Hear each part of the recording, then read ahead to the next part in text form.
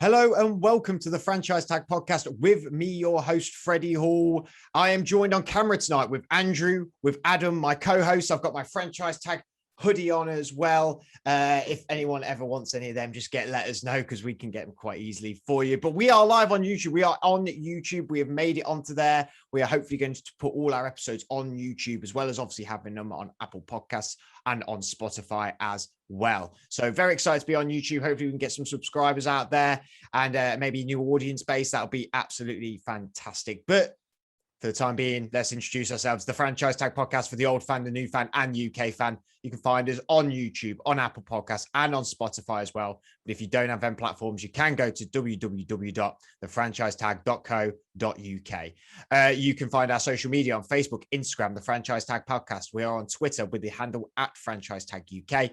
And you can email us at thefranchisetagpod@gmail.com or DM us on the social media platforms themselves as well. Very exciting night we have tonight.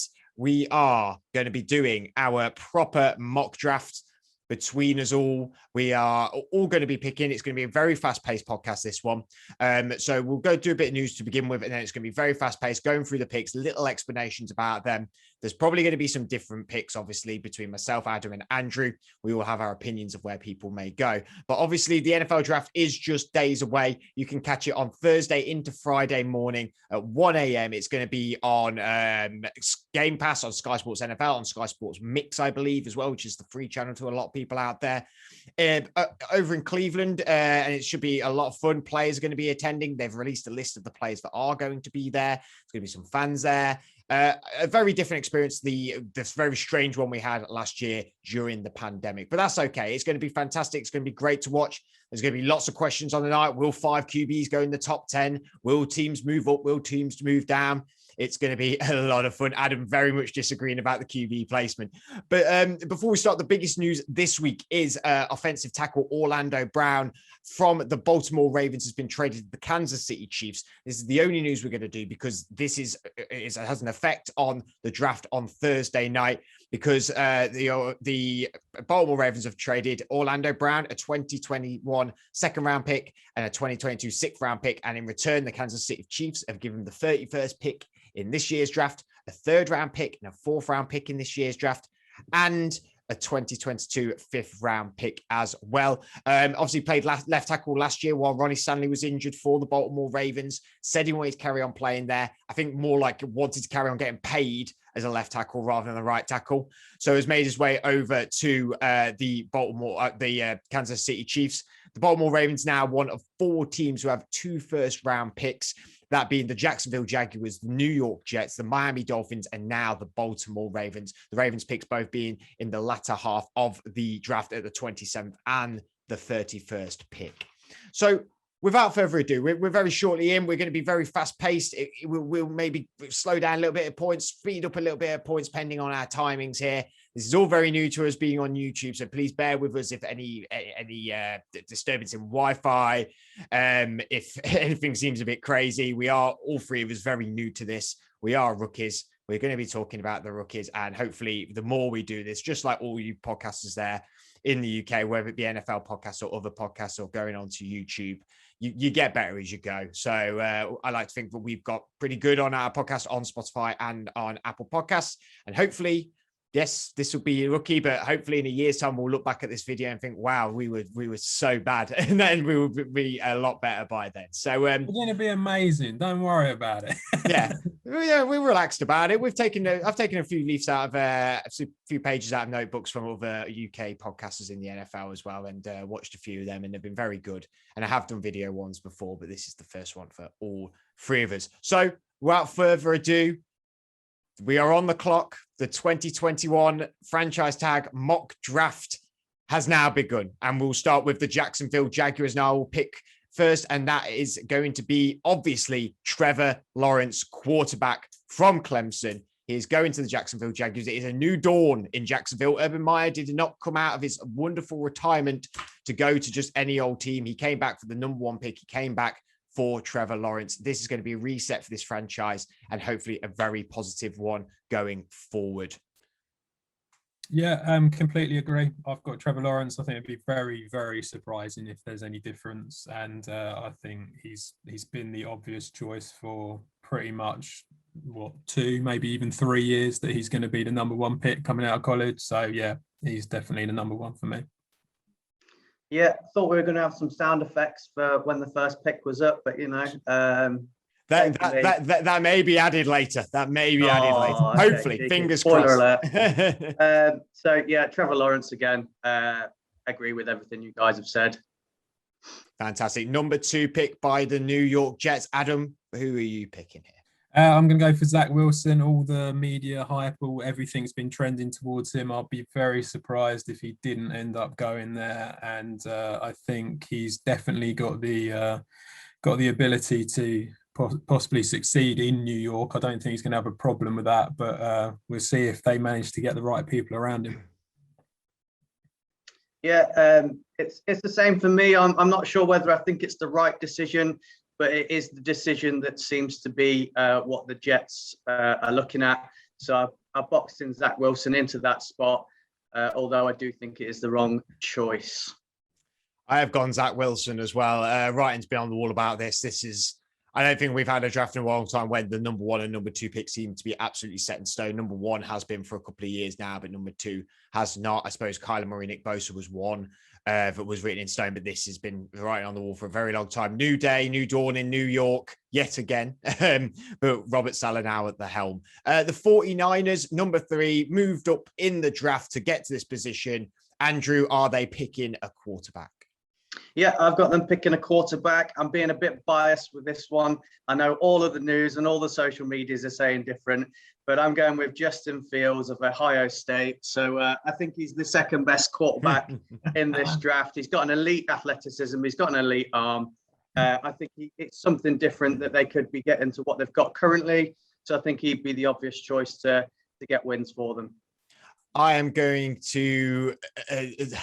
I had Justin Fields in that slot up until a couple of hours ago. And I have mocked this guy going there for the last month or so. It's only been the last 2 weeks that I've had Justin Fields instead. But Ian Rappaport's twisted my arm behind my back, and I am going Trey Lance to the San Francisco 49ers. And I'm going to tell you why you're both deluded. Mac Jones is going at number 3. The reason that Mac Jones is going at number 3, I actually don't think that he's the third best quarterback by a long way. I think Justin Fields should be the pick, but I think they're going to go for Mac Jones. He fits the system really well. He's what Kyle Shanahan is used to.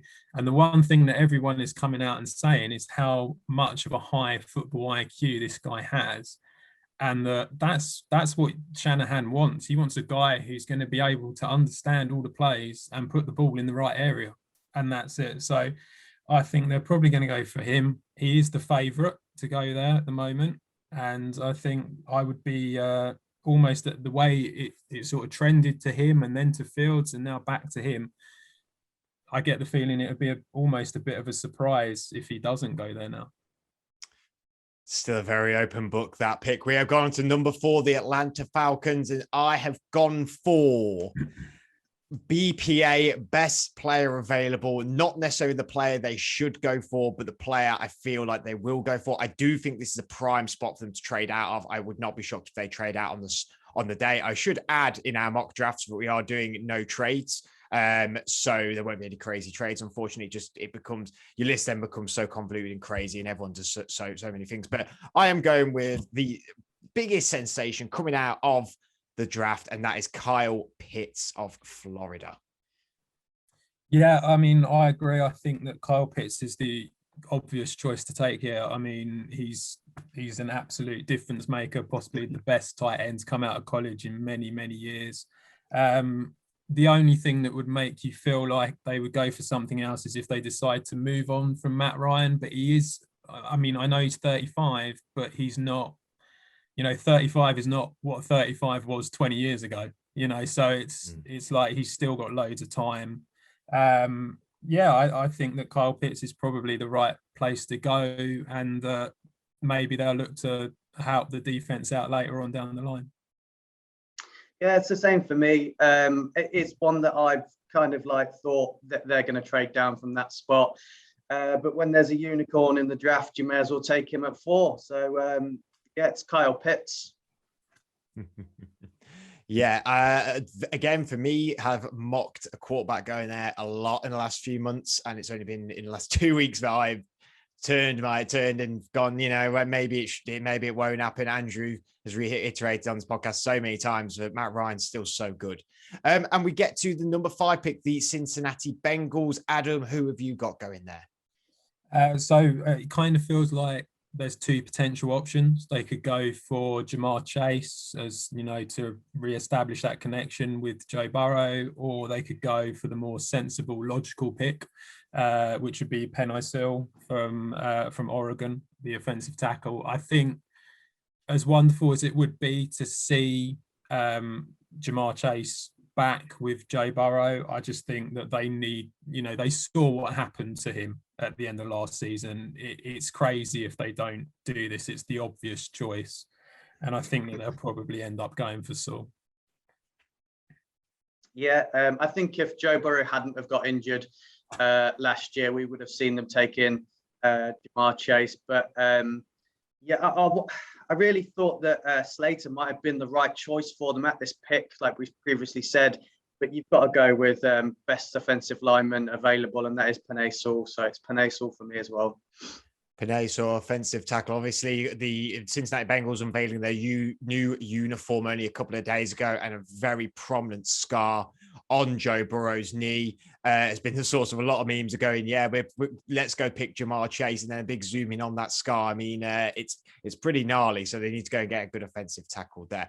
Number 6, the Miami Dolphins. Andrew, who do you have going there? Yeah, I think when you trade back up to 6, like they have done, I think that means you take in a weapon and you're trying to get something that's up there.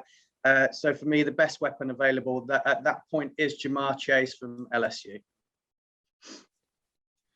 Yeah, I've also gone for Jamar Chase for Miami. I mean, they're desperate for a wide receiver. I know he did opt out last year, but he had an amazing 2019. And I would be surprised. I mean, there is a lot of talk about Devon Smith and Jalen Waddle trying to bring back that connection with Tua. That is something that maybe they might go for, but I just feel like Chase is just that bit better than both of them. So I think they'll probably go that way. I have also gone Jamar Chase as well. Upon looking at it, if Kyle Pitts drops and gets to 6, I think Pitts could be the pick over Jamar Chase. But it's just unlikely that he is going to get there. It depends, if Falcons trade out of that spot to someone goes for a QB there. The Dolphins could definitely easily get Kyle Pitts. But yeah, it's Jamar Chase for me there as well. At number 7, we have the Detroit Lions, and I have gone for another wide receiver, back-to-back wide receivers here, and that is Jaylen Waddle.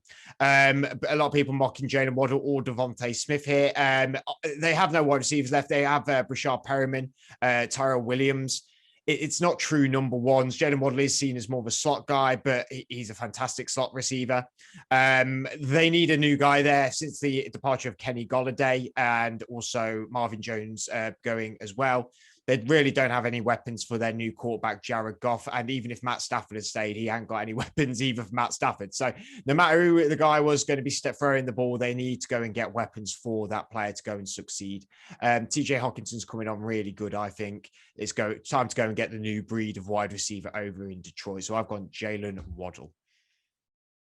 Yeah, I think Detroit could be a really interesting one. I mean, they could literally go for anything. The defense is just has been so depleted. There's just not really a great deal there. Apart from the running game, you kind of feel like they literally could go anywhere.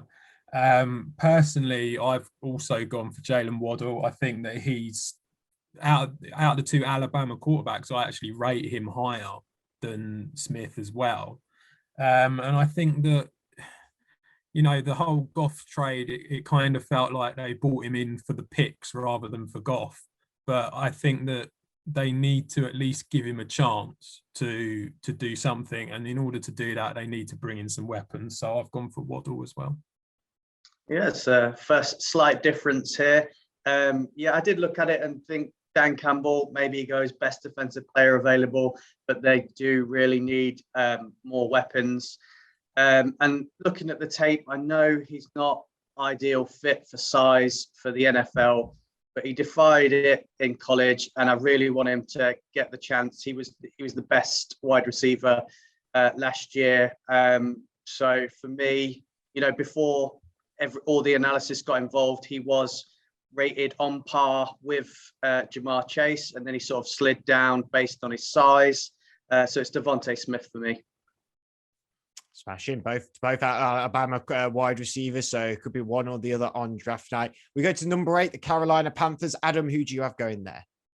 So I've gone for Richaun Slater from Northwestern. I think they need to bring in a bit more protection. I think that would be really good for Sam Darnold, but not only is it good for Sam Darnold, it's going to be good for Christian McCaffrey as well, because it will open up the run lanes a bit more. We know how good McCaffrey is, but obviously he's coming back from a season in long injury. So I think that is something that would be good for them. I'd be surprised if they went anywhere else. I mean, they could take a corner, but I think that having that big guy on the offensive line would be a big thing for them. Yeah, fully agree. Richaun Slater can play guard, can play tackle, big, athletic. Proven against players that are currently in the NFL in his college career. They've got to protect their quarterback now. So he's the obvious choice. I have also gone for Richaun Slater as well for Sam Darnold on the offensive line there. We get to number 9, the Denver Broncos. Andrew, who do you have going there? I reckon I've got someone different to you guys. I generally think that I think they're going to try and get Teddy Bridgewater. So I don't think they're going to look at the quarterback at this pick. They're going to roll the dice on Drew Lock. So I've gone, they take best defensive player available, and they take Micah Parsons, linebacker. It's a position I think they need a bit of support and help with. So he's best available. And like I said, I think they'll go for, they'll address it in free agency with their quarterback. I have gone for the quarterback. Being that I've had Trey Lance go for 49ers, I've gone for Justin Fields. But I was like you, really struggling with it, really going, they might go for a quarterback, but the best, if it weren't a quarterback, it'd be best defensive player available. And Micah Parsons, I've had mocked there a lot of times for a couple of months now. It's just, for me, they've drafted him because he's there. And they've just been gifted him. It's not out of maybe needing him or maybe even wanting to move on for Drew Lock. It's the talent's there that you've got. If he's there, you've got to go get it. And you've not. And if there is no movement, he's going to fall into their lap. So I've gone with Justin Fields. Yeah, Andrew, get that shirt up again, because Ohio State Sky is going to Denver. It's going to be Justin Fields. I think he's probably my number 2 quarterback of the whole lot, and he's got a strong arm. He's brave in the pocket. I think that Denver are probably the first team that are likely to make a trade to go up. And I think that Drew Lock has been given chances and it just hasn't really happened. And, I can see them. They do need a linebacker. That, I can understand why you've got a linebacker, but I just feel that if you've got someone like Justin Fields on the board, they're going to go for him. Yeah, I'd like to see him there as well. He'd, with the weapons they've got, it'd fit perfectly for him. He'd do well. Yeah, it'd be a really interesting scenario. We go on to the 10th pick, the Dallas Cowboys, and I'm picking cornerback to pair back up with his Alabama teammate Trayvon Diggs. It is going to be Patrick Surtain, the second, or just Patrick Surtain, if you want to call him that. They need corner. He's going to get paired up with his buddy from Alabama. It's the choice. Their defense has been rubbish the last year and the year before that. Could look at any defensive position, to be fair, the Cowboys, but cornerback's the one I'm going for, Patrick Surtain. Yeah, I'm exactly the same. I think Patrick Surtain is the obvious one. He comes across as the number 1 corner in this draft now that Caleb Farley's had the injuries and stuff like that. So I think he's definitely the guy to go for. I did look at edge rusher, but in the end went for corner because I think they need that. and he has the size. That's the important thing. He's got the size to compete with the tall wide receivers. So I think that he's the guy that Dallas will go for, as long as Jerry doesn't have his way, I suppose. Yeah, I'm in agreement with both of you. He looks NFL ready. He's built like an NFL cornerback. He's definitely been coached well. You can see that in the way he plays and like his mentality on the field. So Patrick Surtain's an obvious one for me for that place. We move on to pick 11, the New York Giants, Andrew's team, but we will go to Adam. And who are the Giants picking? So I actually think that the Giants have got probably a strong candidate to move back. And so because of that, I've gone for someone maybe a little bit further back in the draft. I did think of a wide receiver, but I think that they'll probably stick with Golladay and the rest of the wide receivers they've got there now. So I've actually gone for edge rusher Aziz Ojulari, I believe. Aziz Ojulari from Georgia. I think he's a good speed rusher. I think he's NFL ready. I think it will help to improve an already good defense. And I think that they never go for the most exciting pick. Ever since Geltman's been there, he's never really gone for a massive pick. So I think that they'll probably go that route. Look, Adam absolutely loves him. Can't say his name, but absolutely loves him. He's going to be there. Yeah. As you say, Giants are very boring with their picks. And they're very consistent with what they like to pick. So I have gone with Elijah Vera-Tucker. I think they've gone heavy on defense and free agency, and they've really, really added some real key pieces to that. The offense, they added that number one wide receiver. So I don't think they need to go after another number one receiver this high. There's plenty of really, really talented slot receivers going in the second round and third round, which we talked about in previous shows. So if they did want to add a wide receiver weapon, second round, third round is still a good option to do that. So I thought shore up the O-line a bit more. Like Vera-Tucker can play tackle, he can play guard. We've got Nate Solder coming back as well, so it's only going to strengthen that O-line. And then Daniel Jones has got no excuses then. If you've packed the O-line, defense is great. We've got lots of weapons. Saquon stays fit. So, it's O-line for me. I have gone for Micah Parsons, the linebacker. No secret to either of you. You both know that I've liked Micah Parsons to go there. The defense has been really shored up, and it wouldn't shock me now that you both spoke about it, about the Giants going offensive line. That wouldn't shock me at all, really. But I think the Giants have got a really good defense, but I feel like there's a guy, when you just have that key centerpiece guy who's the commander on the defense. And I think Mike Parsons can really be that guy. He could be that new wave. Yeah, they've brought in people like Adoree Jackson and several other good players, but that he can really be the guy in that Giants defense for years and years to come. So Mike Parsons is the guy I've gone for there. We're on to the Philadelphia Eagles. Andrew, is your pick, division rival of yours. Who have you got going there? Yeah, I still think they're kind of weak for a standout wide receiver. I think they need to get some help on that side of the ball before addressing all the other little holes they've got. So for me, the next best available would have been Jalen Waddle. Great route runner, can play inside and outside. So fits well with what they have got. So, it's Jalen Waddle from Alabama for me. Yeah, I feel the same. I've gone for a wide receiver. It's just that I've gone for Devonta Smith. I think that they need a weapon for Hurts or Flacco, whoever ends up taking that job. So I think that that's definitely an area that they need a lot of help in, especially with the amount that have gone. I mean, Alshon Jeffrey's gone, Deshaun Jackson's gone. There's not a lot really in that receiver core. So I think bringing in the Heisman Trophy winner wouldn't be a bad idea.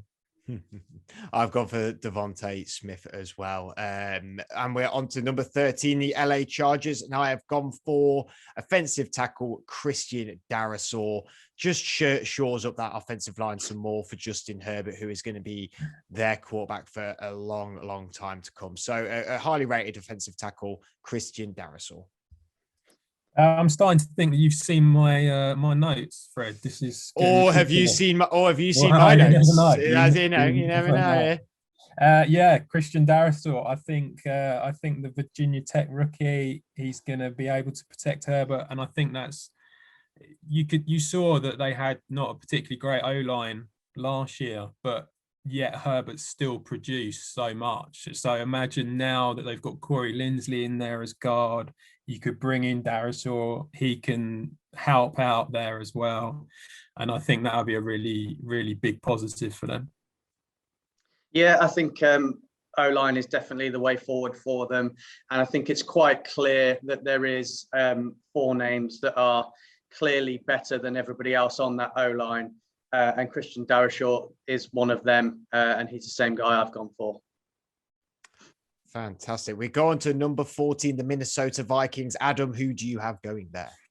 So I think that this is another team that needs some O-line help. I think that it's the main focus of their game is the run game, and that they need to create them lines for Dalvin Cook to be able to get through. So I've gone for Elijah Vera-Tucker from USC. I think that he's definitely the type of person they need. He played guard a little bit, so he can be versatile across the O-line. And I think that will help the Minnesota Vikings out a lot. Yeah, I think Vikings are usually quite strong on defense, and I think they've lost a few names now, and I think they need to get back to that dominant defense. They've got some really, really nice weapons on the offensive side of the ball. So for me, I've gone for an edge rusher at this place, and I've gone for Kwity Paye, who I think is a real great athlete, real good power, athleticism. Very consistent. Out of all the edge rushers that are going into this, he's probably the one that strikes your eyes being consistent. So I think it'd be really good for them and getting back to being that strong defense that we knew from previous. I really like that. I really like the Kwity Paye pick. I really like that. I think he's a very good player. Obviously plays at Michigan, who I keep an eye on. But I've also gone for Elijah Vera-Tucker as well. They need offensive line help, and having a guy who's that diverse is going to really help them there. At number 15, we have the New England Patriots, a really interesting position the Patriots are in this draft. Andrew, who have you got going there? I think they might trade up to get this guy. Well, he might even be on there, but I do think they need to address the quarterback situation at the Patriots. I think Cam Newton's probably is filling in for one more year, so they do need to address him. The best person I think for getting in that team and learning from an NFL team, he's got all the right attributes. He's a great athlete, great arm. We haven't seen much of him, so I think the Patriots is a great organization for him to learn and then potentially become a face of a franchise. So it's Trey Lance from North Dakota State University for me. Yeah, I've also gone for Trey Lance. I think they will trade up, and I think it'll probably be with the Giants. I think they will. I think he's almost like he is Cam Newton from like 7-8 years ago. I mean, it's like you can just sort of see and the way that the Patriots have sort of changed the way they play him with Cam, and they're setting up the system so that run game is more important now, especially with the quarterback. I think Trey Lance would be great for that. And who better to learn from than someone who has been like at the top of his game doing exactly the same sort of thing. So I think that Trey Lance is the obvious choice for them. No, the obvious choice is the Mac Attack himself, the guy that has rose through the ranks in the last 3 weeks. I checked my mocks the other day I've been doing a mock draft at once a month until this month, really. And I've done one pretty much every day just for fun. But I did one once a month. And I had Mac Jones at that point mocked to the Bears at 20th. And now the guys in discussion are going at number 3 pick. So what rise he's having, it'll be good to get him. Obviously, it's different to Trey Lance. I think I prefer Trey Lance there personally. To be honest, Mac Jones, I was nearly out Denver taking him because it'd be like Denver to take as because Mac Jones is, a lot of people rate him as the 4th or 5th best quarterback, and it would be like the Broncos to take the guy that isn't the top guy. I had him taking Justin Fields, who's the second in a lot of people's eyes best quarterback. yeah, it's a new day for the Patriots with Mac Jones. We'll just see how it goes. I mean, we just don't know. They've had Tom Brady for so long and then had Cam Newton for such a short period of time. We just really don't know what direction that will happen with the Patriots. We go on to number 16, the Arizona Cardinals. And I have got the pick, I believe, and I have gone for a cornerback. I've gone for J.C. Horn. A lot of people's number one cornerback for the whole of the draft. And an aggressive cornerback as well, but someone who it's been quite, he just needs to get a bit polished. And I think Arizona is a really exciting team to go and do that. I really like Arizona. I think they've got loads of quality going forward. Yeah, I've also gone for JC Horn. Really, I just think that they need to replace Patrick Peterson. I think that's the big gap now on that team. And I think they need to bring someone like Horn in, and I think he will be a more than suitable replacement for him. Yeah, I don't disagree with you guys. I think you guys are probably right at this pick, but I've got a different name in there just through slight arrogance. He was labelled as potentially better than Patrick Surtain. People were saying this was the best guy. I know he's gone in for surgery. He's had surgery. He's come back out. Medics have cleared him, says he's good, he's fit, he's great to go. And if that's the case, for me, I think this guy is better NFL suited than JC Horn. So I've gone for Caleb Farley at that place. So I'm still going cornerback. He is dropped in the last 3 weeks. It's crazy how much 3 weeks goes, isn't it? I mean, Caleb Farley in 3 weeks ago was a top 15, maybe even top 13 player. And now he's dropping down a lot more. And some people have him going even to the late 20s because of just with the injury and in the risk of that, maybe, I suppose. But we'll just have to see what happens there. So we've gone to the pick 17, the Las Vegas Raiders. Adam, who do you have going there? With the Raiders, you never know where they're going to go. They could literally do anything, this team. I think the obvious choices are offensive tackle and defensive line. I think are the two obvious ones. So I don't think they'll do that. So I've gone for Micah Parsons, linebacker. I think the reason that they will go for Parsons is that he is the best player at that position. And I think that means something to the Raiders. I think that's the kind they want, that standout candidate. And I think even if the position is not necessarily the main position that they need to replace, I think they'll do that. And also there's a lot of offensive tackles further down the line that they could bring in. So I think that they'll go for Parsons. He's got a strong physical presence, which I think they'll like. And so, yeah, I think that's the one that he'll be the one who goes there. Yeah, I thought O-line was a standout position that they really, really need to address. I've had defensive tackle in that slot for virtually the whole of it, but just looking at the holes that are on that, I've actually changed my mind. I know there is a massive drop-off from the four offensive tackles to what you're getting at the bottom half.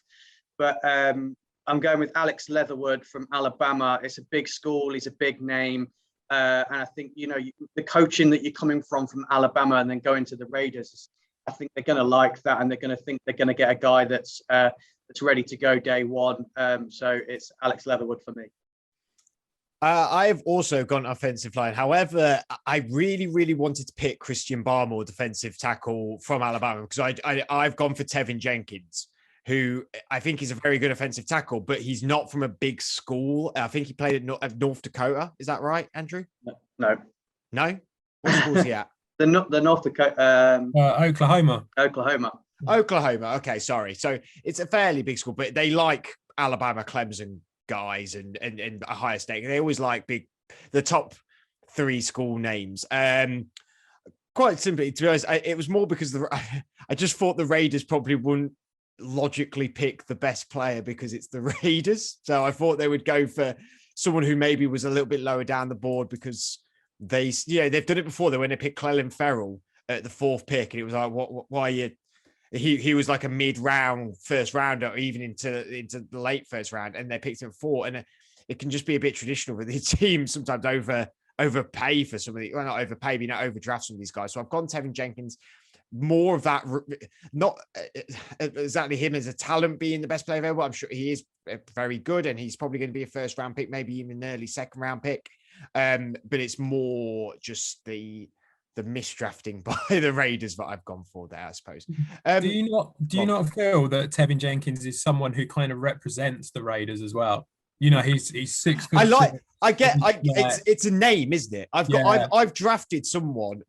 This is so bad to admit, really. I've drafted someone for the Colts just because of his name, pretty much. And I've done it since January because I just think his name sounds like a Colts player. And I'm like, that's a guy I can hear for their team. I think his physical presence. Yeah, he's a big guy. Very Raider-like. I think it's what they like. Which is why I like you taking Micah Parsons. Because he's got that attitude thing that I think the Raiders love. I've got some big question marks over Tevin Jenkins. So he's not very athletic, and he's not got big reach. And I think if you're playing on the end as a tackle, I think he's going to be a better guard than he is tackle. Mate, so they need centre guard, tackle. They don't matter. Put him anywhere. It don't matter. He's going to be better than what they've got. Right, we'll go on to number 18, the Miami Dolphins. Who was the last pick? It was Adam, right? So it's Andrew this time. Who have you got going to Miami Dolphins? Okay. So the Miami Dolphins, I've got them now moving over to the defense. I think they can address some more areas later on. I think their next biggest need was an edge rusher. They didn't get much pressure despite having a really good defense and playing really well. They never had that guy that sort of stood out to go and sack the quarterback every single game. And they have a talented defense. They've got Brian Flores. So I've gone for a guy that's a bit raw, and I think he'll work in that team because of the players he's going to be surrounded with. And I've gone with Gregory Rousseau. I knew he was going to do Miami. it. I knew it was coming. As soon as he said it, I was like, he's going for Gregory Rousseau. He loves him so much. I agree with the edge rusher, but I've gone for Kwity Paye. I think that they need the extra help up front. I think they do need a running back, but I think that's something that they can deal with later on in the draft. And I think Paye will be a good addition to the Dolphins team. I like both of them picks, and I was very tempted by edge. But the more I went through the draft at the bottom end, the more I realized there's guys dropping, and the Dolphins still have a high second round pick.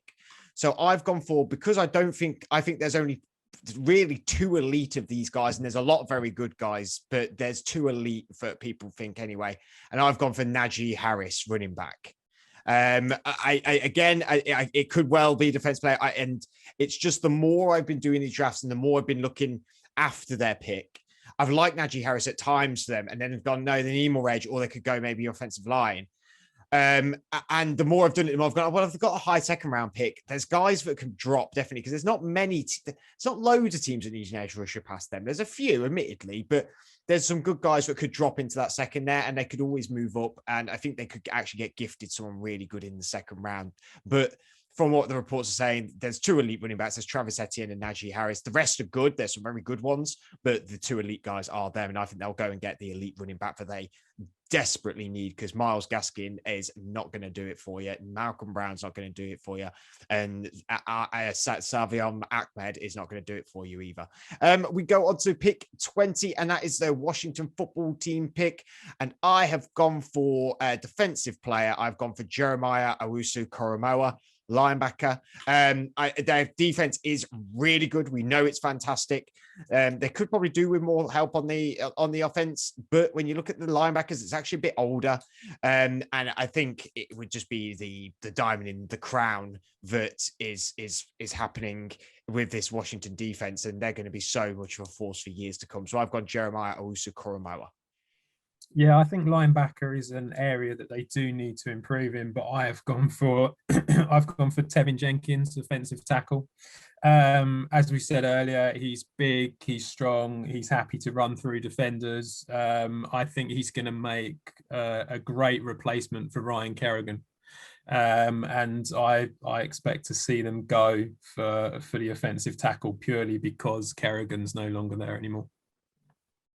I've gone completely different. I think they're another team that might trade up. I think they've got a quarterback that's got 1 year left in them. I don't think Heineke's the future. So I've got them taking Mac Jones. Wow. I think they'll trade up to try and get him, but I don't really, or any quarterback really, as he's probably going at 3. How far do you think they're going to trade up though? Because it's going to cost a lot. It is, but I think they really need to address it. Otherwise, they could be in a really sticky situation going into next year. Has Ryan Fitzpatrick even got 1 year left in him? That's a big question mark. Is Heineke even able to play in the NFL? We've seen some flashes from him, but that's for me not really the future. So and I think they'd be happy with any of the 5 names. Yeah. So for me, that was just the 5th one I had on my list. So I think you don't have to go all the way up to get one of those 5. I think they'd be happy with any of those 5.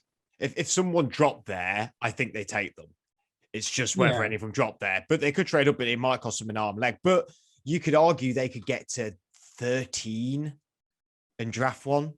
You could argue that. Yeah, I just don't see them spending a lot on it. That's the thing. And so to me, what would make more sense for them and the sort of team that Washington have always been, they've never really been one to like go on a massive spending spree, I don't think. So I kind of feel like they would be almost happier to take a quarterback further back in the draft and almost like try and develop one with Fitzpatrick there for the year.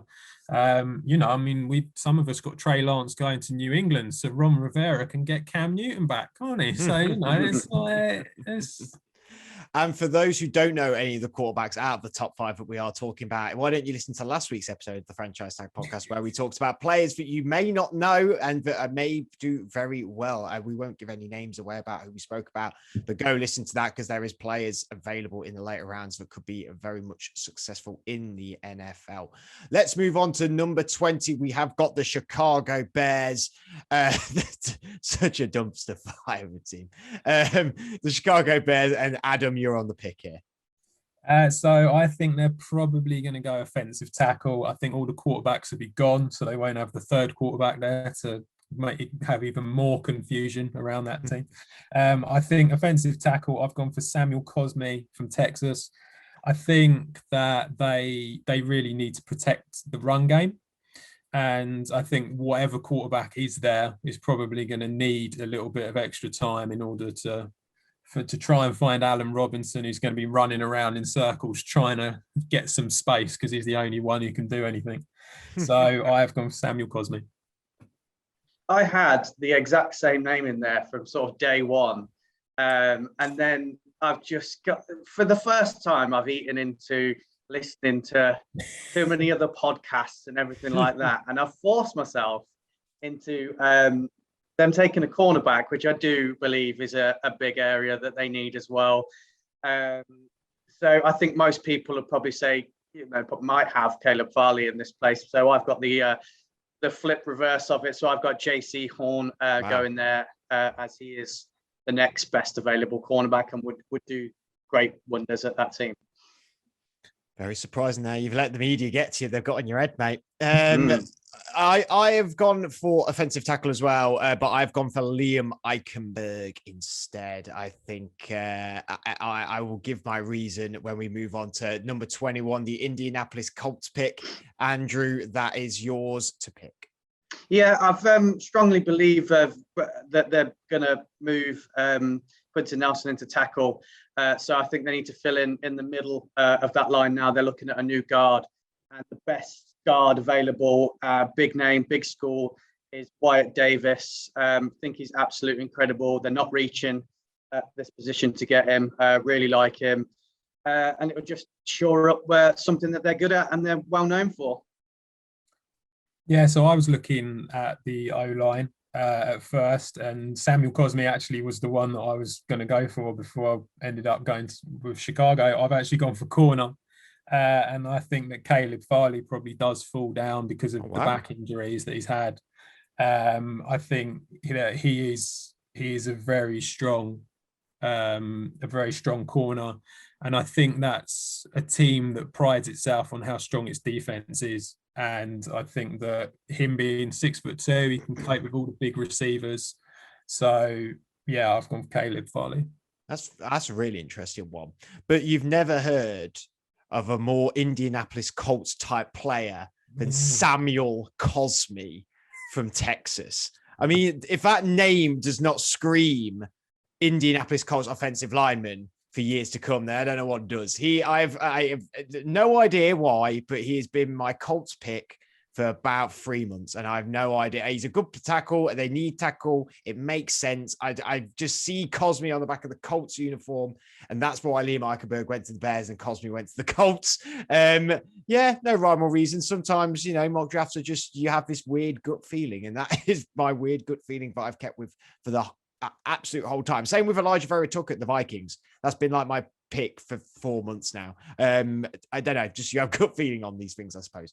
We go on to number 22, the Tennessee Titans, and I have got them going cornerback. I've got him dropping to the Titans. You guys have both picked him already, but I have Caleb Farley. Do think he is going to be dropping now because of this injury. Unfortunate, really, because he was touted as the top corner, and it seems to have taken a turn in a month. But they need a corner. No more Desmond King after they traded for him last year. No more Adoree Jackson. They need to go and get their new young corner for a very good defense. I mean, it's not as good as it was maybe 2 years ago, but they need some new blood just run through that defense a little bit to go and improve it. So I've got Caleb Farley there. So I was looking at corner for them, but obviously the three main guys have gone now. So I felt like what they really, really need to do is they need to get a wide receiver in there. They need that help for Ryan Tannehill. Corey Davis has gone. Adam Humphries has gone. Joni Smith's gone. It's basically AJ Brown. And although, and they brought in Josh Reynolds as well.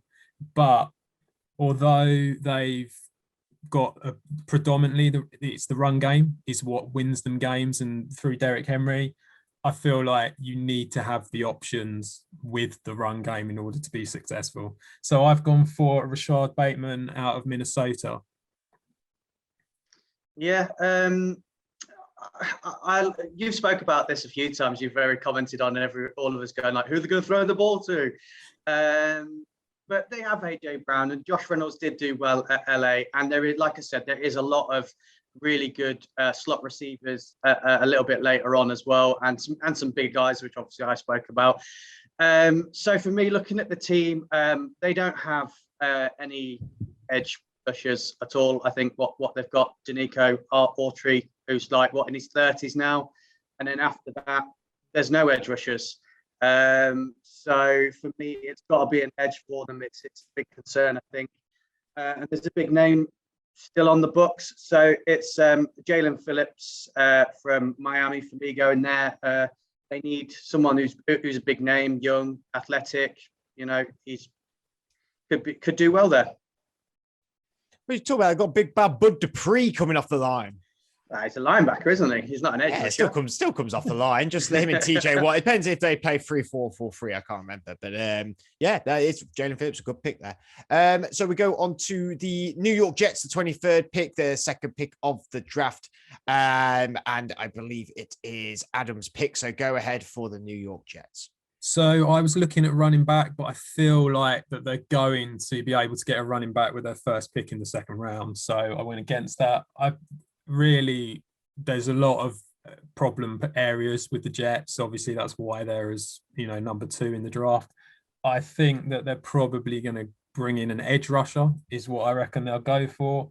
I reckon that it'll be Jason Away from Penn State. It will be someone that will be a good person to have in there. He's good in size, got the explosiveness to really make an impact. And I think that's where they'll go. I've gone slightly different. You've brought in a new quarterback. You need him to do well. So I think you've got to shore up that O-line a bit more. I don't think it was fantastic. So you're probably bored of hearing his name over the last 5 minutes. It's Samuel Cosmi from Texas. Samuel Cosmi, the Indianapolis Colts offensive line. I've gone a different direction from both of you. I've sort of stuck true to our alternative mock draft that we did. They have no one in the secondary. Absolutely nobody other than Marcus May. That's it. They have no one else. So I've gone for cornerback Greg Newsome, who I think we took in our alternative mock draft as well for the Jets. But yeah, they need corner. They need something on that edge. I think edge rusher is a good point, but I think they brought in Carl Lawson. They have got Quinnen Williams still in the middle there that does disrupt. And offensive lineman, yeah, I could see that as well. But Mekhi Becton did very well. It would make sense in most of the time for you to get your quarterback, then go and draft his offensive lineman. We've done that many times in alternative mocks through the Franchise Tag podcast and between all of us talking as well. But they have just nothing in the secondary and they get beat every time over the top. So Greg Newsome's my guy there. We go on to my team at the 24th pick, the Pittsburgh Steelers. Andrew, who are you picking for my Steelers? I went back and forth over this one lots of times, and I very nearly phoned you earlier today. That's how close this one was to see whether I'd gone crazy or not. But as I previously said a lot earlier in the show, there's 4 standout O linemen, and then after that, I've got 15 offensive linemen, sort of tackles on my board, and I feel like after the 4th one, all of the others are rated the same. I think if you look at everybody's mock drafts, all the celebrity pundits, all that, they've got a different name in round 1 that someone else hasn't got. And I think that's because they're all rated the same. So I think the Steelers will get one of those linemen in round 2. I know they're hot on Tevin Jenkins and Jalen Mayfield. I had Jalen Mayfield in there, but they need to up that rushing game. It is shocking. Last year when it was just Snell and McFarlane, it was woeful. So I think you go and get your running back, and then once you know what type of character you've got, you build the O-line round them. So I've gone for Najee Harris just because he is a big guy. He is proven to be able to catch the ball. You've got Benny Snell to get you those 5 yards, 3 yards running into the line, the downhill runner, and Najee Harris to take care of everything else. So I feel like they've got to address it. There's also some good offensive linemen still in free agency that they could take. I think Eric Fisher's still available. Russell Okun's still available. So they could look after the draft at one of those bigger names. Big Nadjie, get in there. Let's go. I would love, I'd like wet my pants if we get Najee Harris on the night. Like I really will. Like it would be such a coup for the Steelers, but I think it's going to be really boring. And I know I've gone offensive tackle. This was Wyatt Davis, my pick up until about an hour ago. And then I had a bit of a readjust, had a look around, did some more research with some bits and bobs. And we need that Andre. We need we need Pouncey replacement and a Villanueva replacement. So I've gone Alex Leatherwood to the Steelers. We need that replacement. It's boring, it's dull, but I know my Steelers, and it could well be boring and dull, or we could be moving up. I mean, a lot of us are saying we're going to be moving up to 4 and taking Justin Fields, but I definitely would wet myself at that one, and I think it would. I don't know how. You've got Dwayne Haskins. Exactly. We've got the most. As long as you don't want him to throw the ball deep and you just want him to like drop the ball off short, he's fantastic. We've got the most likable man in the NFL who went to a strip club whilst his coach had cancer during COVID. The worst human being, Dwayne Haskins, but he's at the backup quarterback at the Pittsburgh Steelers. Adam, who is the Steelers taking? Who are my Steelers taking? So unsurprisingly, I've done exactly the same as you. I've gone for Alex Leatherwood as well. I think. I get the running back idea. I really do. I just think they'll do it later on down the line. I think there's only round. 2 good running backs. Yeah, no, I agree. But they need a number 1 running back. Yeah. I think, but bar Etienne and Harris, all the others are RB2s. If you don't address it now, you're getting an RB2, and then you've got 3 backup running backs. I think that's what happened. I think we would maybe get Javonte Williams or Trey Sermon. That's what I think will actually happen. They're not strong enough. No, an every down back. But that's what will happen. But I don't think they'll play him as an every down back. I think they'll probably think let's shove Benny Snell in as a 3rd down back to sort of get it over the line. This is the thing. I think that's the way that they think, and then they'll bring in someone. I don't know if they'll get Williams. I think he'll probably go before, but I get the feeling that, like you say, someone like Trey Sermon is where they're going to go. So I think really they're going to be looking for protection for Big Ben and just another O-lineman in order to just bolster up that line. Fantastic. Let's move on to the Jacksonville Jaguars, number 25th pick. We only have 2, 4, 6, 7 picks left to go. And then we're just going to quickly say the teams that we think may be trading on the night. I have got Trayvon Moehrig, the safety, going to the Jacksonville Jaguars, mocked heavily by a lot of people that he's going to be going there. I think you could go a lot of very interesting directions with this Jags pick, their second pick in the first round. More so I've gone for Trayvon Moehrig because outside of him, you have Javon Holland, and that's about it. And say they really could do with a safety. So it's not like they're going to be able to get anyone else later on in the draft. So Trayvon Moehrig to the 25th pick, Jacksonville Jaguars. Yeah, I've gone for the same. I think, like I say, I think he's the best safety in the draft. I think he's versatile. I think they need a safety. You could argue that there's other players that they need to bring in different areas, but I think he is the one who's probably most likely to go to Jacksonville. Yeah, funny enough, I've got exactly the same player in there as well. I think when you look at it a bit more in depth, they don't actually have a free safety. I think they've got several strong safeties, but no free safety. And this guy can fill that spot, and he'll be a great acquisition as in that space for them. So it'll be a good pick. And they could really go anyone here, and maybe Moehrig drops to them at the 33 spot. Maybe. So they could, it could happen. I mean, one or two teams could maybe take Moehrig. I think Ravens being a prominent one that could go for him. But outside of that, there's no. I think I had him at the Skins originally. Well, not anymore. I had him at Washington football team before that, because they've got a similar problem. They don't have any free safeties, designated free safeties on them. So he might not be there at them, but yeah. Have to wait and see. Right, we go on to the number 26 pick, the Cleveland Browns. Adam, who do you have going there? So for Cleveland, I think they're in a position really where they can bring in the best player available, to be honest. So I have gone for a position that I think that I think it's linebacker is something that they do need to address a little bit. And so watch me butcher this name as well.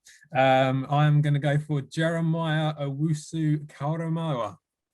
Or J-O-K, as his friends call him. J-O-K, as he will forever now be known. J-O-K.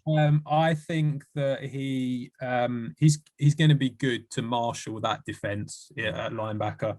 And I think that is something that the Browns do need, because I think their front seven are really good. I also think their corners aren't bad, but I think they need that guy in the middle to really make the difference. And I think I also think like their offense is pretty set, to be honest. It's like there's not a lot that they really need doing on it. So that's why I've gone for him. Yeah, I mean, I don't need to pronounce it because you've already pronounced it for me. So it's a J-O-K for me. Yeah, he's a fantastic athlete. He's a fantastic player. The fact that he's going that far down is a little bit shocking, because he is better than that, but I suppose needs aren't that high. So that's an absolute steal for them. And I think it is the one position, the only position probably they're really struggling for. So yeah, fits in perfectly. And we'll learn so much from being in that defense as well. I love the pick. I hate it as a Steelers fan, but I do love the pick there for the Cleveland Browns. I've gone for interior defensive lineman instead of a linebacker or an edge rusher, though I did like the idea of an edge rusher. I've gone for Christian Barmore, just because they lost some guys on the defensive line on the inside. They are a bit older. I think they could do, from a good school. Barmore is from Alabama. Heck of a player. This defensive tackle class is really, really weak. He's head and shoulders the best above everyone else. And it's not like there's going to be any others there. And I do think they really do need to enforce that defensive tackle position. We move on to number 27, the Baltimore Ravens. Andrew, who do you have going there? I've got one of the most dynamic defensive players going there, a guy who can play linebacker who was labelled as linebacker, but can play edge and looks like he's going to be an edge rusher in the NFL. And that's Azeez Ojulari from Georgia. Like I said, he's a great prospect for that defense, can move all around and play everywhere. So that's the perfect team for him to go to with all the guys they've got. So yeah, it's Ojulari for me. So I've also gone for an edge rusher. I've gone for Jalen Phillips from Miami. I think he has the speed. I think he has the versatility. And I think that's, they love improving that defense all the time. That's their main thing, is their defense. So I think that he makes sense for a team like Baltimore.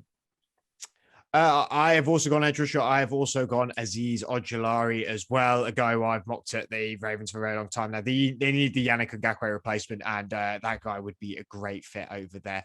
We go on to the New Orleans Saints, the 28th pick, and it is my pick now.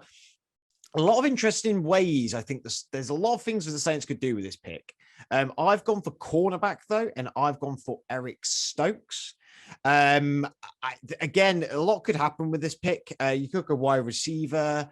You could go a lot of the defense. They are in such cap hell and cap casualty that they may just draft someone who they maybe have a starter who's a very good starter there already, but maybe look to move that person on just because of how much dead cap they have.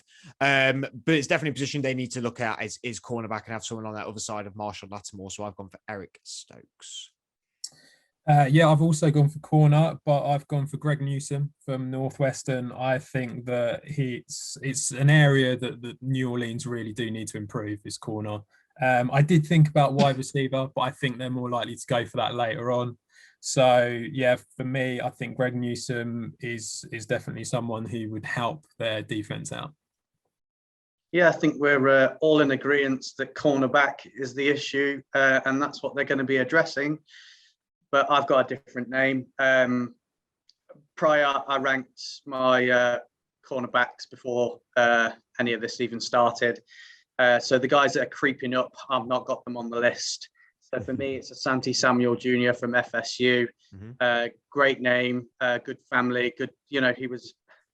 He played well. There's a few question marks about his size, but I think he'd be fantastic. Can play there and can play safety as well. So it'd be a good versatile player for them. We go on to the Green Bay Packers, Adam's team, and conveniently it is landed on Adam's pick as well, the 29th pick, who are the Green Bay Packers going to pick on the defensive side of the ball because they won't pick a wide receiver. Don't worry. Keep all your quarterbacks at home safe. We're not going to go for one this year, so that's all right. You sure you're not going to take Kyle Trask with this one? We could have a go, but hopefully not. Right. Since we have not brought in a wide receiver in the first round since 2004, and it's still not going to happen. So you're going to have to wait at least another year. We could go offensive tackle. We've lost Corey Linsley. We could go wide receiver. We could go corner because Kevin King is frankly not great. But I think they're going to go for defensive tackle. And I think they're going to go Christian Bormel from Alabama. He is the best defensive tackle in the draft.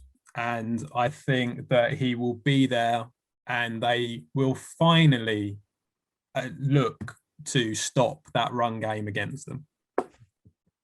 I have gone for cornerback, and I've gone for the player that we spoke so fondly about just a moment ago. I've gone for a Santi Samuel Jr.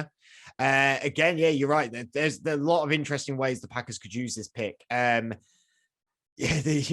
said there's a few question marks over a Santi Samuel. Wouldn't it be just like the Packers to take a cornerback with a few question marks about him? And it sounds exactly like a Packers pick to me. I like the idea of defensive tackle as well. I don't think you actually need corner that much. I think people are Kevin King's not amazing, but I think they are very harsh on me. I've got Jair Alexander. Did you see the NFC Championship game? just I only watched the winning teams. So. Okay. Brilliant. Andrew, who have you got going to the Green Bay Packers? Yeah, I mean, it might be a boring pick, but this guy I think is the best at his position. So I've gone Landon Dickerson, the center from Alabama. Thought they might need something on that O-line. Don't know in my head, I thought that's what they needed. No, they do. Yeah, that's all right then. I haven't gone crazy. I thought the way you were talking, you didn't address.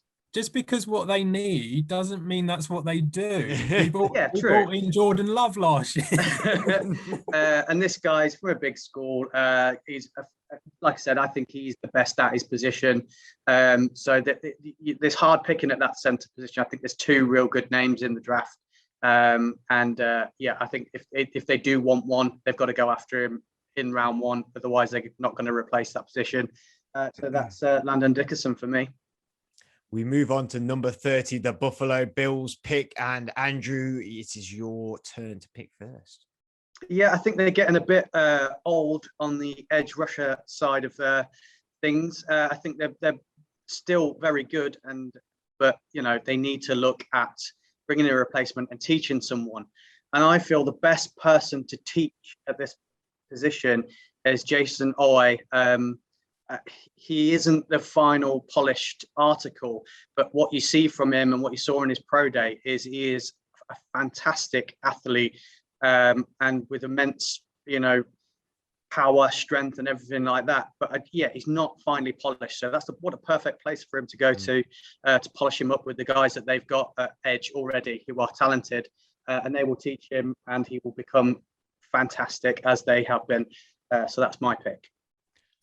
Yeah, I've also gone for an edge rusher. I've gone for someone who is explosive. He's got great length. I think that this is kind of like I was looking for an edge rusher, and I couldn't really find someone that I thought would be great. So I had to. This is for Andrew, and Freddie knows where we're going. So this is Gregory Rousseau coming in at the end of the first round. The Bills' defense wasn't as good as what I think we all thought it was going to be last year. And I think that, like you said, the edge rushers maybe getting a little bit older. I feel like he would be a great pick. So, this one's for you. So I've gone edge rusher as well. And I've only picked this guy because he's attending the NFL draft night. And I really think in COVID times we're in, they would not get people into the actual scenario if they weren't super confident that they're going to go in the first round. Do you not think that would be really funny though if they didn't? It would. No, that would be hilarious. Obviously, in history, players have gone to draft night and not been picked in the first round, and that has happened a lot in history. But this is different times we're in, and if you look at the list of players who are going, every single player, other than this player, in my mind, is going to go in the first round. And I just figured, you know what, actually, I don't give him enough credit. Andrew loves him. He was like, my mock in January, he's like the 4th pick or the 5th pick or something like that. But Gregory Rousseau has made his way into my top list now, only just today. You know what? The problem is I listen to a YouTuber that I really enjoy and I really like his input, and he's not big on Gregory Rousseau. And I've not watched loads of film on Gregory Rousseau, but I know that he was the guy who was going to be a top defensive player. Andrew, you've gone about him. There was lots of talk about him around Christmas, lots of talk of him going in the top 5, the top 10, and he's just really plummeted down to earth. And I do think he won't go in the first round. If I had to pick anyone, I would say he's not going in the first round. But I honestly think after I saw that NFL list come out, I was like, there's what I think there's like 15 guys there. They're all guys that, Carl Pitts is going to be there. Zach Wilson's there. Jamar Chase is there. Jaylen Waddle, I think Jaylen Waddle was there anyway.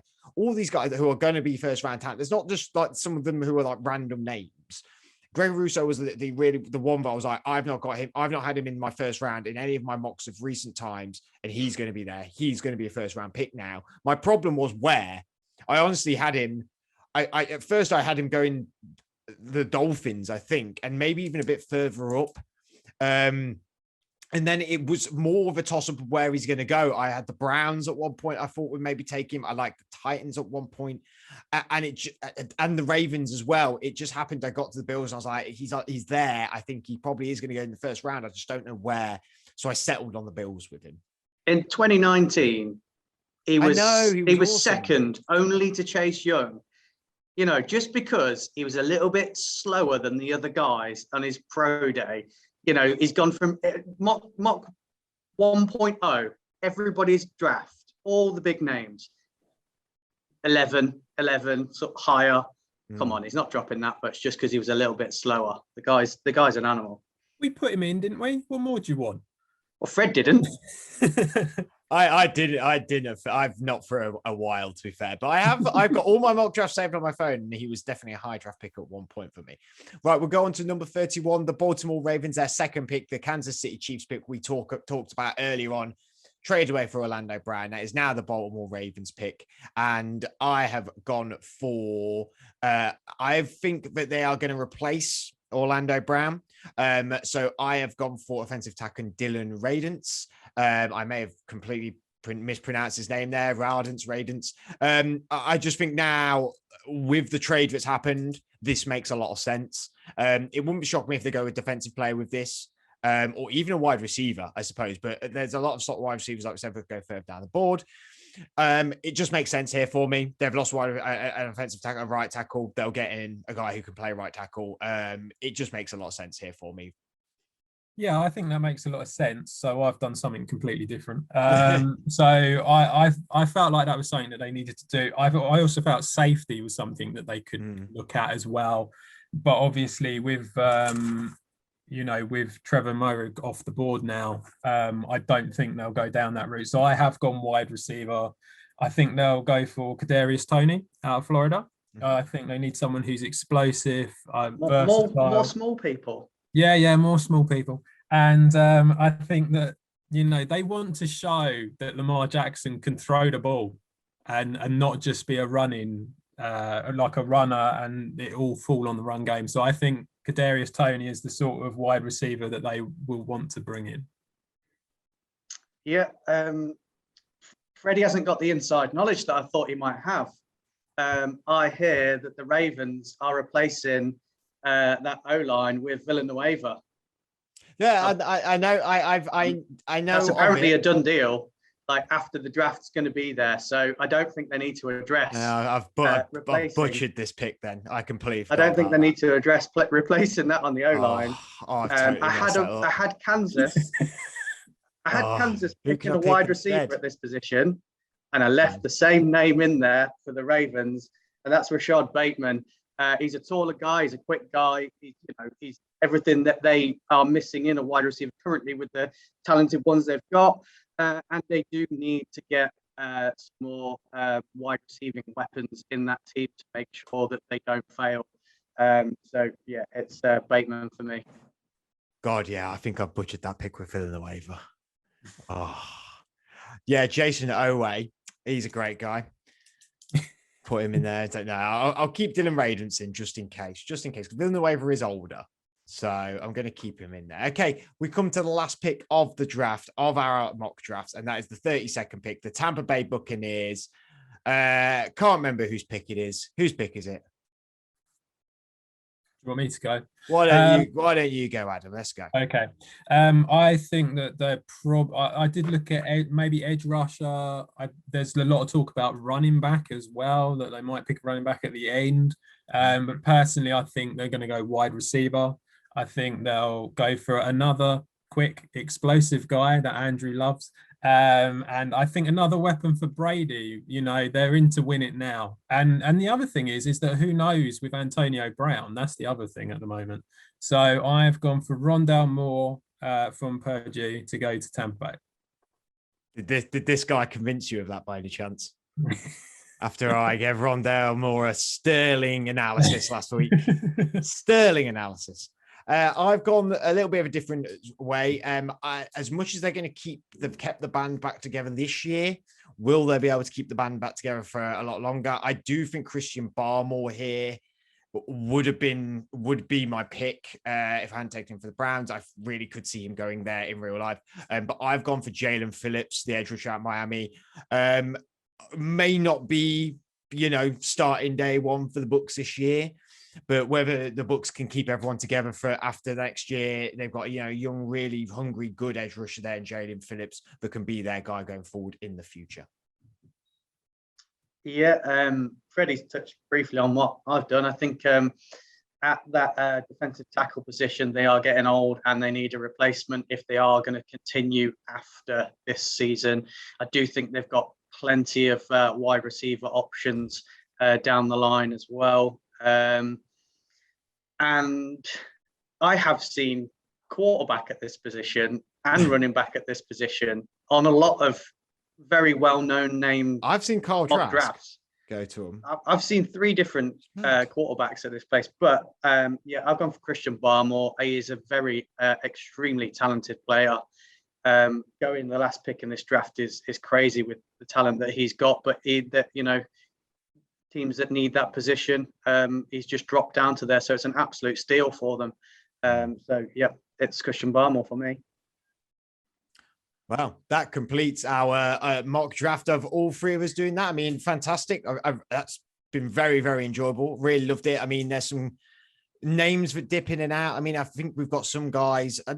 There's not many guys between the 3 of us that we've not got in the first round. I haven't got Jason Owe. There's a couple of offensive linemen that we are dropping here and there, but a lot of them are very similar. I know it was a bit of a laugh at mine. Adams were a little bit similar for a while, but there is changes throughout the whole of it. One last question is, I've got 3 teams I think will trade either up and down in the first round. It'd be interesting to hear yours as well.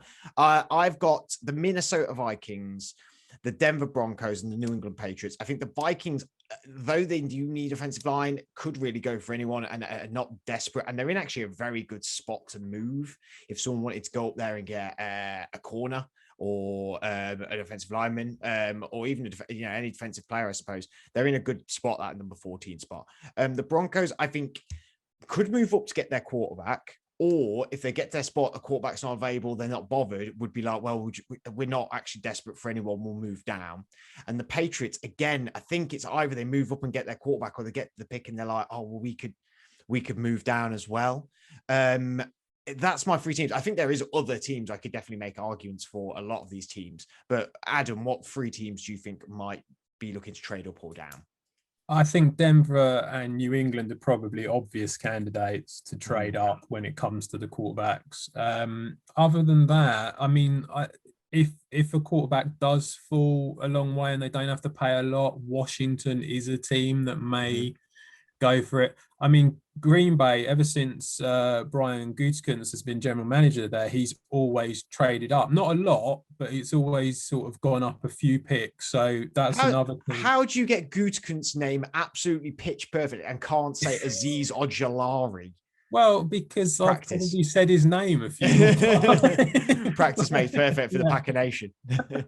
But so I can see Green Bay moving up a couple of spots in order if there's someone they really like and they think that, I mean, we were saying, I know I went for defensive tackle, but corner is a strong option for him. I think if with New Orleans being the one in front, their corner is another one. If they really want to, they've got some compensation picks that they can use to move up. So that wouldn't shock me for Green Bay. But I have to say, I actually think there could be quite a lot of movement in this first round. I think there might be quite a lot of trades, maybe not big, massive ones, but just moving up like a couple of spots, a lot of them in order to get it. But really, I suppose Denver, New England, and I'll go for Green Bay because we always do. Andrew, who do you think's doing the movements? Yeah, I think Patriots got the capital, got the draft picks, got everything they need to go up. So I think Patriots is an obvious one to go up. I think Atlanta Falcons to come down. Apparently, the only reason they haven't come down is because they've been a bit too greedy with what they're asking for. So come actual draft day, they might take what they can get. So I think they might come down a few spaces. I do think Washington will look to go up if that quarterback is there. And then bar that, I've got an absolutely outrageous one. And that is Houston trying to get into round 1. With how much of a shambles they've got going on there, they might go, oh, we've got to get a player. Let's get rid of everybody else and just get into the first round. How many years can you take draft picks from? They could just sell a portion of their stadium. Just you have the East Stand. Just take the East Stand and we'll have take 40% of our profits for the next 10 years and we'll have your first round pick. Jesus, that is a heck of a bold one there. A really good fun mock draft. Thank you, Andrew. Thank you, Adam.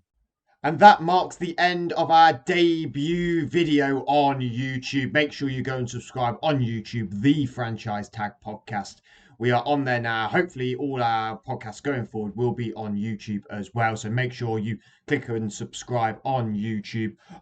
Or you can go and subscribe to our iTunes podcast or Spotify. You can leave a rating and a review on iTunes podcast as well. But if you don't have them platforms or you don't want them platforms, you can go out to our website, www.thefranchisetag.co.uk. Make sure you follow us on Facebook and Instagram, The Franchise Tag Podcast, and on Twitter, the handle @FranchiseTagUK. But we are really trying to push the YouTube stuff going forward. Really enjoyable doing that video. And there's hopefully going to be a lot more coming in the future. So make sure you like it and share it to all your friends and fellow NFL fans. And let's go and hit out on YouTube as much as we've done with every other platform. Until next time, we'll see you very soon. Go and enjoy the NFL draft. It sure is going to be a great one, a late one, but it should be a lot of fun as well. Hopefully, we're going to be doing a reaction video on the Friday about the first round picks. So that should be coming up on YouTube and on iTunes podcast and on Spotify the day after the draft. Looking forward to that. We'll see you all very soon.